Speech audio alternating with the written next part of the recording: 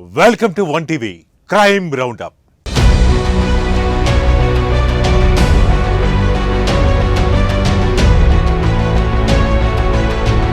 ఈ సృష్టిలో నిస్వార్థ ప్రేమ స్వచ్ఛమైన బంధం ఏదంటే కన్నవారి ప్రేమే అంటారు. ఈ సమాజమంతా ఏకమై వచ్చిన కంటికి రెప్పలా కన్నబిడ్డల్ని కాపాడుకుంటారు తల్లిదండ్రులు.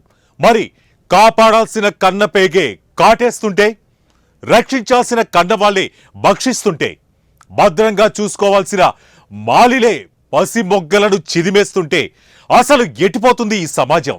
ఏమైపోతుంది ఈ లోకం?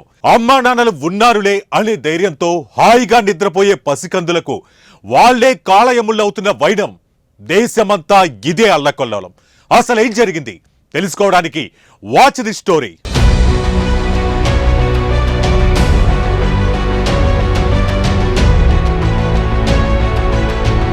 ఆ దంపతులకు 4 పిల్లలు, అందులో 3 ఆడపిల్లలు, 1 అబ్బాయి. ముద్దులోలికే ఆ ముద్దు బిడ్డలని అతి కర్కశంగా గొంతు కోసి చంపారు. చంపింది ఎవరో కాదు, స్వయాన ఆ పిల్లల కన్న తండ్రి. ఈ ఘటన ఉత్తరప్రదేశ్లో చోటు చేసుకుంది. అసలేం జరిగింది? బిడ్డల్ని కంటికి రెప్పలా రక్షించాల్సిన ఆ తండ్రే పిల్లల పాలిట కాళయముడిగా ఎందుకు మారాడు?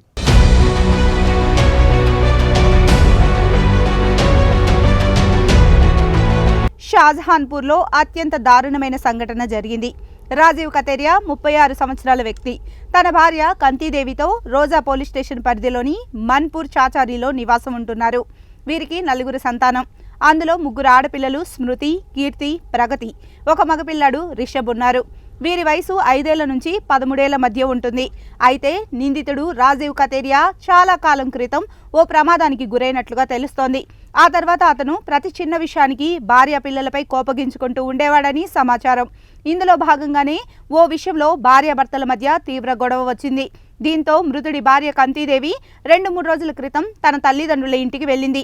దీనితో మృతుడి భార్య కంతీదేవి ఇల్లు విడిచి వెళ్ళింది. దానికి కారణంగా అతడు మరింత కోపగ్రస్తుడయ్యాడు. ఏం చేయాలో అతడికి అర్థం కాలేదు. కోపాన్ని కంట్రోల్ చేసుకోలేకపోయాడు. ఆ కోపంలోనే అతడు తన 4 పిల్లల్ని కత్తితో గొంతు కోసి చంపి ఆ తర్వాత అతడు తన భార్య చీరతో ఉరివేసుకొని సూసైడ్ చేసుకున్నాడు. అనంతరం రాజీవ్ తండ్రి ఇంటి తలుపు పగలగొట్టి లోపలికెళ్లి చూసేసరికి పిల్లల మృతదేహాలు మంచం మీద పడి ఉన్నాయి. అలాగే రాజీవ్ ఉరికి వేలాడుతూ కనిపించాడు. ఈ సంఘటన గురించి సమాచారం అందుకున్న తర్వాత ఎస్పీ తన బృందంతో సంఘటనా స్థలానికి చేరుకున్నారు.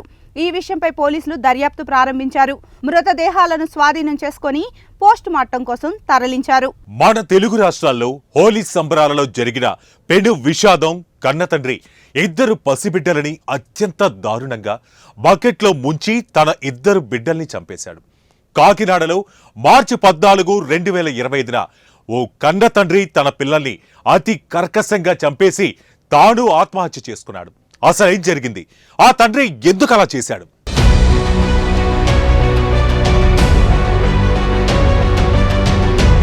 పశ్చిమ గోదావరి జిల్లా తాడేపల్లిగూడానికి చెందిన వానపల్లి చంద్రకిషోర్ కాకినాడ జిల్లా వాకలపూడిలోని ఓఎన్జీసీ కార్యాలయంలో అసిస్టెంట్ అకౌంటెంట్గా పనిచేస్తున్నాడు. టౌన్లోని ఓ ఫ్లాట్లో నివాసం ఉంటున్నాడు. అతని భార్య పేరు తనూజ. వారికి 1వ తరగతి చదివే 7 సంవత్సరాల జోషిల్, యూకేజీ చదివే 6 సంవత్సరాల నిఖిల్ అనే పిల్లలున్నారు. వారి పిల్లలు సరిగా చదవడం లేదంటూ ఇటీవలే స్కూల్ను మార్పించారు. హోలీ సందర్భంగా చంద్రకిషోర్ భార్య పిల్లలను తీసుకొని తన ఆఫీస్లో వేడుకలకు వెళ్లాడు.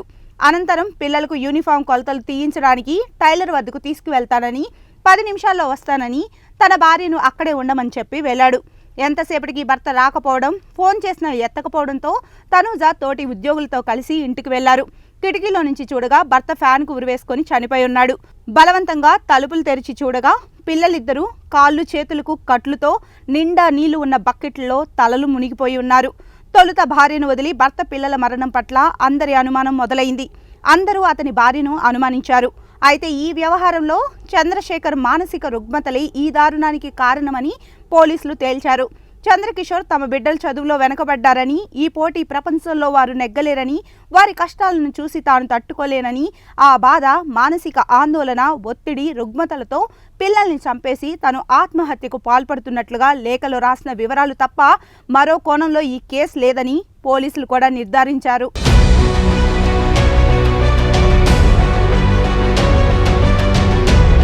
క్షణికావేశంలో లేదా సుదీర్ఘ డిప్రెషన్ అసలెందుకు? ఏం సాధిస్తాయని? క్షణికావేశంలో మీ జీవితాలే మీరు బలి చేసుకునే హక్కు లేదు. ఆత్మహత్య కూడా చట్టరీత్యా నేరమే. సృష్టిలో బతకడం చేతగాక చావు వైపు నడిచే ఏకైక జీవి మనిషే. అన్ని జీవుల కన్నా విచక్షణ ఎక్కువ ఉన్న జీవి మనిషే. ఈ ప్రపంచంలో మిగతా క్రూర జంతువులు కూడా తమ ప్రాణాలు బలిపెట్టి బిడ్డల్ని కాపాడతాయి.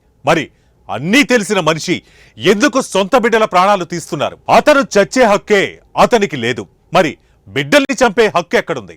మన చేతికి ఉన్న 5 వేళ్లు ఒక్కలా ఉండవు. మరి ఇంట్లో మనుషులంతా ఒకలా ఎలా ఉంటారు?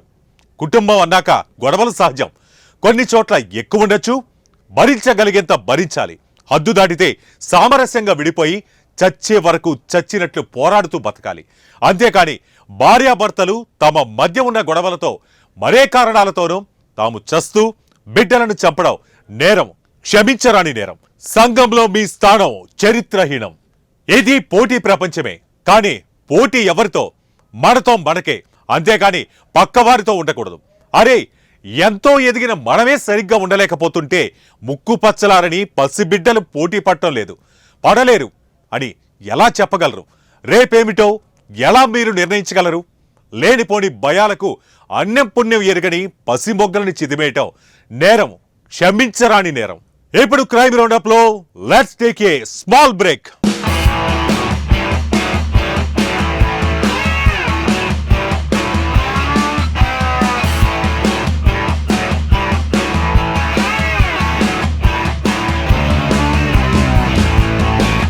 మీరు బిజినెస్ ప్రమోషన్ కోసం చూస్తున్నారా? మీ బిజినెస్ ప్రమోషన్ ఎలా చేస్తే బాగుంటుందని ఆలోచిస్తున్నారా? అసలు ప్రమోషన్స్ ఏ విధంగా చేయవచ్చో, ఎన్ని రకాలుగా చేయవచ్చో మీకు తెలుసా? అతి తక్కువ ఖర్చుకే ప్రమోషన్ చేయడానికి మేము రెడీ. సరికొత్త ఐడియాస్ తో మీ బిజినెస్ ప్రమోషన్స్ చేసే బాధ్యత మాది. అయితే లేట్ చేయకుండా మమ్మల్ని సంప్రదించండి. అయితే ఇంకెందుకు ఆలస్యం? వెంటనే మమ్మల్ని సంప్రదించండి. మా టెలిఫోన్ నెంబర్ 9361845550, 04029354444.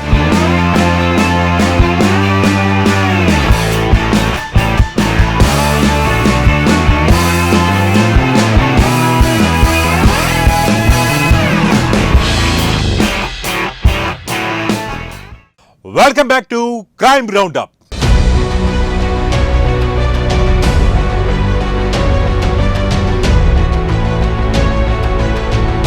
ఆరేళ్ల కొడుకుని కొట్టి చంపేసింది ఒక సవతి తల్లి. దాడికి వంతపాడాడు ఆ కన్న తండ్రి. ఈ దారుణమైన సంఘటన గుంటూరు జిల్లాలో జరిగింది. సవతి తల్లి అమానుషానికి కన్న తండ్రి కర్కసత్వం కూడా తోడు కావడంతో 6 ఏళ్ల బాలుడు మృతి చెందాడు.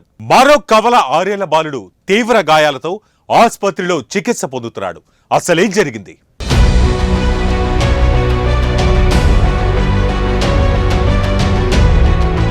పల్నాడు జిల్లా యడ్లపాడు మండలం కొండవీడు గ్రామానికి చెందిన కంచర్ల సాగర్కు కృష్ణా జిల్లాకి చెందిన అనూషతో 8 ఏళ్ల క్రితం వివాహమైంది. వీరికి 6 ఏళ్ల క్రితం కవలలు ఆకాష్, కార్తీక్ జన్మించారు. 2 ఏళ్ల క్రితం రెండో కాన్పులో ఆడబిడ్డకు జన్మనిచ్చిన అనూష ఆ మరుసటి రోజు చనిపోయారు. అనంతరం ఆ పాపను యనమదల గ్రామానికి చెందిన వారికి దత్తతిచ్చారు.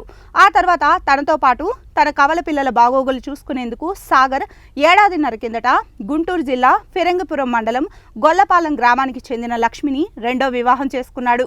ఈ క్రమంలో సాగర్ లక్ష్మిలకు 7 నెలల క్రితం ఒక ఆడబిడ్డ జన్మించింది. పెళ్లైన కొత్తలో ఆకాష్, కార్తీక్ను సూటిపోటి మాటలతో వేధించిన సవతి తల్లి లక్ష్మి 6 నెలలుగా నరకం చూపిస్తూ వచ్చింది ఆ పిల్లలకి. అంగన్వాడీ స్కూల్లో చదువుకుంటున్న కవల పిల్లలిద్దరూ మధ్యాహ్నానికే ఇంటికి వచ్చేసేవారు. రాడ్ వెల్డింగ్ పనిచేసే సాగర్ ఉదయం ఇంటి నుంచి వెళ్తే పొద్దుపోయాకే తిరిగి వచ్చేవాడు. ఈలోగా పిల్లలిద్దరినీ రక్తం వచ్చేట్టు కొట్టడం ఆమెకు రోజువారీ పనిగా మారింది. నాన్నకు చెబితే పరిస్థితి మారుతుందనుకొని పిల్లలు 1-2 సార్లు తండ్రికి చెప్పుకున్నారు. అయితే సాగర్ కూడా పిల్లల్ని తిరిగి కొట్టడంతో అప్పటి నుంచి వారు తండ్రికి కూడా చెప్పుకోవడం లేదు. దీంతో లక్ష్మి మరింత రాక్షసంగా ప్రవర్తించడం మొదలుపెట్టింది. చుట్టుపక్కల వాళ్ళు అది గమనించి ఆమెను పలుమార్లు మందలించారు కూడా. కాగా ఇటీవల కొండవీడు నుంచి లక్ష్మి సొంతూరు గొల్లపాలెంకు మకాం మార్చింది. సాగర్ కూడా పిల్లలను తీసుకొని గొల్లపాలెం వచ్చేశారు. ఈ క్రమంలో శనివారం ఉదయం సాగర్ పనికి వెళ్లిన తర్వాత లక్ష్మి కవలలిద్దరినీ చిత్రహింసలకు గురి చేసింది. 6 ఏళ్ల కార్తిక్ను గోడకేసి కొట్టడంతో స్పాట్లోనే చనిపోయాడు. ఇక ఆకాష్ను బట్టలు మొత్తం ఊడదీయించి మొండి మొలతో పొయ్యి మీద కాలుతున్న అట్ల పెనంపై కూర్చోబెట్టింది. కదలకుండా ఉండేందుకు ముందుగానే చేతులు కాళ్ళు కట్టేసింది. ఆ మంట తట్టుకోలేక ఆకాష్ ఆర్తనాదాలు విన్న ఇరుగు పొరుగు వారు ఫిరంగిపురం పోలీసులకు సమాచారం అందించారు. ఇక తాము అక్కడికి వెళ్లేటప్పటికీ కార్తిక్ నిర్జీవంగా పడి ఉన్నాడని, కాలిన గాయాలతో ఏడుస్తున్న ఆకాష్ను వెంటనే గుంటూరు ప్రభుత్వ ఆసుపత్రికి తరలించామని సిఐ అన్నారు. చిన్నారుల మేనత్త విజయ ఫిర్యాదు మేరకు సవతి తల్లి లక్ష్మి సాగర్పై 103(1), 109(1), 238 రెడ్ విత్ 35 BNS సెక్షన్ల కింద కేసు నమోదు చేశామని, వారిద్దరిని అరెస్ట్ చేసినట్లు పోలీసులు చెప్పారు. అయితే ఆ పిల్లల తండ్రి మాత్రం మా పిల్లలను మేము చంపుకుంటాం, మీకెందుకు అని మాట్లాడటం అందరికీ చాలా దారుణంగా అనిపిస్తున్న విషయం.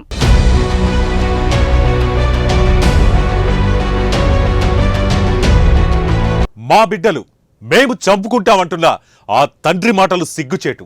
అసలు మిమ్మల్ని మీరు చంపుకునే హక్కు మీకే లేదు. ఇక బిడ్డల్ని చంపే హక్కు మీకెక్కడిది? మీకు నచ్చినప్పుడు కని వద్దనుకున్నప్పుడు చంపేసుకోవడానికి కాదు పిల్లలు ఉంది. ఆ పిల్లల విలువ పిల్లలు లేని ఎంతో మందికి తెలుస్తుంది. కానీ ఆ దేవుడు ఇచ్చిన అదృష్టాన్ని చేజేతులా రాల్చుకుంటున్న సాగర్ లాంటి మూర్ఖుడు ఈ సమాజానికి హానికరం. ఇప్పుడు క్రైమ్ రౌండప్ లో let's take a small break.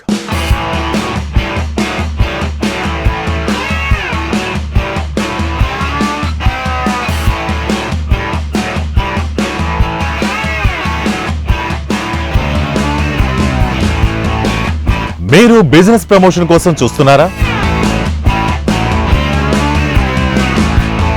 Me business promotion ఎలా చేస్తే బాగుంటుందని ఆలోచిస్తున్నారా? అసలు ప్రమోషన్స్ ఏ విధంగా చేయవచ్చో, ఎన్ని రకాలుగా చేయవచ్చో మీకు తెలుసా? అతి తక్కువ ఖర్చుకే ప్రమోషన్ చేయడానికి మేము ready.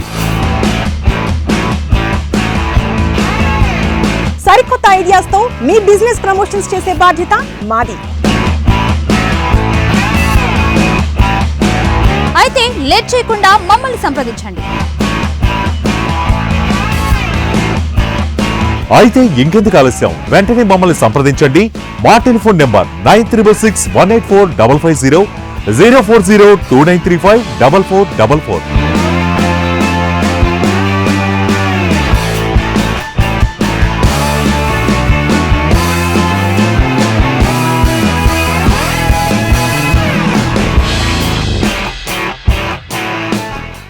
Welcome back to crime round up.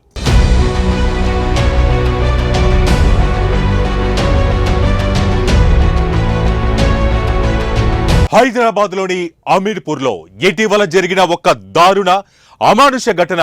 ఒక తల్లి తన 3 పిల్లలకు పెరుగండంలో విషం కలిపి కాదు ముగ్గురు కన్న బిడ్డలని ఒకరి తర్వాత ఒకరిని టవల్తో ముఖంపై కప్పి అతి కర్కశంగా ఊపిరాడకుండా చంపడం.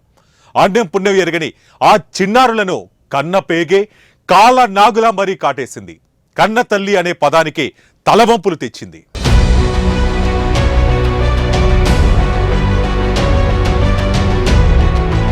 అమీన్పూర్లో వివాహేతర సంబంధం కారణంగా రజిత అనే తల్లి తన 3 పిల్లలను హత్య చేసిన సంగతి సంచలనంగా మారిన విషయం అందరికీ తెలిసిందే. భార్య చేసిన ఈ ఘాతుకానికి భర్త చెన్నయ్య గుండెలు పగిలేలా రోధిస్తున్నాడు. అన్యాయంగా తన 3 పిల్లలను చంపిన తన భార్యను, ఆమె ప్రియుడిని ఎన్కౌంటర్ చేయండని అతను ఆవేదన వ్యక్తం చేస్తూ పోలీసుల ముందు తన గోడు వెళ్లబోసుకున్నాడు. పిల్లలను వదిలేసి ప్రియుడితో వెళ్లిపోయినా తాను వారిని కంటికి రెప్పలా కాపాడుకునేవాడినని రజిత నమ్మించి తన గొంతు కోసిందని అతను దుఃఖ సాగరంలో మునిగిపోయాడు. ఈ కేసు ఒకసారి పునః పరిశీలిస్తే సంగారెడ్డి జిల్లా అమీన్పూర్లోని రాఘవేంద్ర కాలనీలో కన్న తల్లే తన 3 పిల్లలైన 12 ఏళ్ల సాయి కృష్ణ, 10 ఏళ్ల మధుప్రియ, 8 ఏళ్ల గౌతమ్లను అత్యంత కిరాతకంగా హత్య చేసింది. పోలీసుల విచారణలో ఈ దారుణానికి వివాహేతర సంబంధమే ప్రధాన కారణమని తేలింది. రజిత తన ప్రియుడు శివతో కలిసి ఉండాలనే దురుద్దేశంతోనే సొంత పిల్లలను చంపిందని పోలీసుల విచారణలో అంగీకరించింది. పోలీసులు నిందితురాలు రజితను, ఆమె ప్రియుడు శివను అదుపులోకి తీసుకున్నారు. సంగారెడ్డి జిల్లా ఎస్పీ పరితోష్ పంకజ్ మీడియా సమావేశంలో తెలిపిన వివరాల ప్రకారం రజితకు 2013లో ఆమె ఇంటర్మీడియట్ చదువుతున్న సమయంలో తనకంటే 20 ఏళ్ల పెద్దవాడైన ఔరిచింతల చెన్నయ్యతో వివాహం జరిగింది. చెన్నయ్య వాటర్ ట్యాంక్ డ్రైవర్గా పనిచేస్తూ కుటుంబాన్ని పోషిస్తున్నాడు. రజిత ఒక ప్రైవేట్ పాఠశాలలో ఉపాధ్యాయురాలుగా పనిచేస్తోంది. వారి దాంపత్య జీవితం సాఫీగానే సాగుతున్నప్పటికీ వయసు వ్యత్యాసం కారణంగా వారి మధ్య తరచూ మనస్పర్ధలొచ్చేవి. 6 నెలల క్రితం రజిత తన 10వ తరగతి స్నేహితులతో కలిసి ఒక గెట్ టుగెదర్కు హాజరైంది. ఆ సమయంలో తన పూర్వ స్నేహితుడు శివతో ఆమెకు పరిచయం ఏర్పడింది. ఈ పరిచయం క్రమంగా వివాహేతర సంబంధానికి దారితీసింది. నిత్యం చాటింగ్లు, ఫోన్లు, వీడియో కాల్స్తో వారి బంధం బలపడింది. శివతో పరిచయం ఏర్పడినప్పటి నుండి తన జీవితం ఆనందంగా ఉందని రజిత భావించింది. శివకి ఇంకా పెళ్లి కాలేదని తెలుసుకొని ఎలాగైనా అతన్ని వివాహం చేసుకోవాలని కలలు కంది. శివను పెళ్లి చేసుకోమని అడిగితే ఒకవేళ ఆమెకు పెళ్లి కాకపోయి ఉంటే, పిల్లలు లేకుండా ఉంటే తప్పకుండా పెళ్లి చేసుకునేవాడినని శివ చెప్పాడు. దీంతో రజిత తన వివాహానికి, తన ప్రేమకు అడ్డుగా పిల్లలు ఉన్నారని భావించింది. పిల్లలను, భర్తను అడ్డు తొలగించుకోవాలని భయంకరమైన నిర్ణయం తీసుకుంది. ఈ క్రమంలో మార్చి 27న సాయంత్రం 6 గంటలకు పిల్లలను, భర్తను చంపేస్తానని శివకు చెప్పింది. అదే రోజు రాత్రి భర్త చెన్నయ్య భోజనం చేసి ట్యాంకర్ తీసుకొని చందానగర్ వెళ్లిన తర్వాత రజిత తన 3 పిల్లలను ఒకరి తర్వాత ఒకరిని ఊపిరాడకుండా చేసి అత్యంత దారుణంగా హత్య చేసింది. ఇక్కడ ఆమె భర్తను కూడా హత్య చేద్దామని ప్లాన్ చేసినా అది సాధ్యపడలేదు. తొలుత ఆమె పెరుగన్నంలో విషం కలిసి ఫుడ్ పాయిజన్ అయిందంటూ డ్రామా ఆడింది. కానీ ఆఖరికి పోస్ట్ మార్టం రిపోర్ట్స్లో ఆమె అకృత్యం బయటపడింది. ఇక ఈ కేసులో రజితను A1 నిందితురాలుగా, శివను A2 నిందితుడిగా పోలీసులు అరెస్ట్ చేశారు.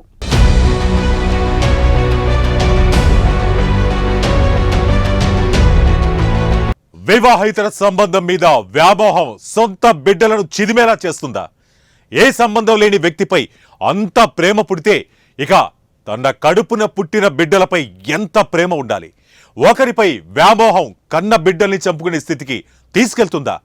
లోకమంతా ఏకమై వచ్చిన తల్లి బిడ్డల ప్రాణాలకు ఎదురు నిలబడి పోరాడి వారిని కాపాడుతుంది. అటువంటి తల్లే ఉసిరి తీస్తే ఆ బాధ ఏమని చెప్పాలి? ఎంతని చెప్పాలి? సమాజం సిగ్గుపడే ఘటన ఇది.